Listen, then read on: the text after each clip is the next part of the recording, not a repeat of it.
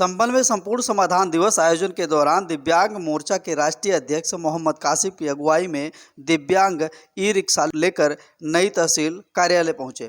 E rickshaw के खिलाफ हो रहे कार्रवाई को रोकने की मांग को लेकर दिव्यांगों ने हाथ में कटोरा लेकर के विरोध प्रदर्शन किया। दिव्यांगों ने कहा कि सड़क और उसके आसपास तमाम दिव्यांग ऐसे हैं जो अपनी जीविका चलाने के लिए ई रिक्शा चलाते हैं। पुलिस प्रशासन द्वारा ई रिक्शा को जब्त करने की कार्रवाई की जा रही है।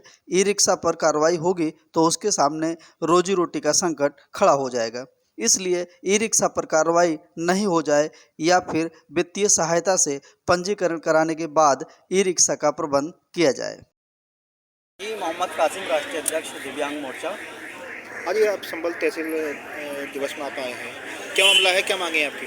देखिए, हमारे जो दिव्यांग जन हैं वो ई रिक्शा चलाते हैं, तो उनके पास कोई रोज़गार नहीं है, तो वो भी प्रशासन ई रिक्शा पकड़ रहे हैं। तो हमारे जो दिव्यांग जन हैं वो परेशान हैं, उनके पास बच्चे भी हैं, उनसे कोई खाया कमाया नहीं आता। सरकार पेंशन भी हमें 1000 देती है, या तो सरकार हमें 5000 से 10,000 पेंशन दे तो ई रिक्शा चलाने ही छोड़ देंगे, अन्यथा क्या करेंगे? अन्यथा ये करेंगे, इनका या तो भीख मांगे या चोरी करेंगे। लास्ट इनका रीज़न ये है। तो आज हमने ये मुद्दा उठाया है क्योंकि हमारे दिव्यांगजन कुछ ऐसे हैं जिसको खाने के लिए अभी तक नहीं है। जो मेरे पास आए तो मैं बहुत कम मात्रा में अभी लेकर आया हूँ, लेकिन अगर भारी मात्रा रहेगी तो 8000 से भी ज़्यादा पार होगी, फिर ज़िले के ज़िले पार करेंगे हम। इसलिए क्योंकि हम दिव्यांगों की लड़ाई लड़ते चले आ रहे हैं और हम लड़ते चले रहेंगे। हम चाहते हैं कि दिव्यांग को चाहिए, और सबसे ज़्यादा पिछड़ा हुए तीसरी श्रेणी में जो आते हैं वो हमारे दिव्यांगजन आते हैं।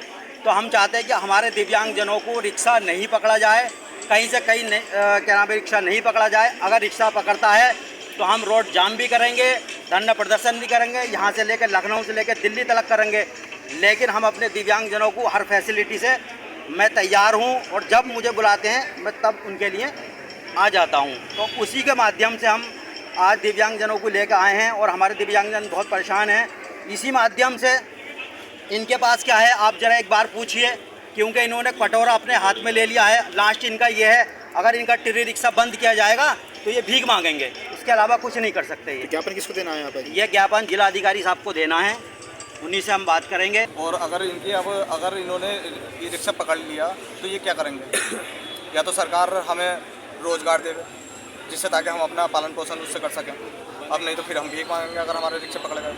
लेकिन एक ये बात ये भी तो है ना कि अब जो लाइसेंसधारी रिक्शा चालक है उन्हीं को जो है अनुमति दी जा रही है, जिन पर लाइसेंस हमारे लिए करें ना, जिन पर लाइसेंस नहीं है ये लोग हमारे लिए करें ना अनुमति। आप दिव्यांग हैं, कोई हादसा हो जाता है कौन जिम्मेदार होगा? बहुत सारी बातें होती हैं, ये बात ठीक है आपकी, मगर ये हमारे लिए कुछ करें ना, तभी तो हम कुछ हल निकालेंगे इस चीज़ का।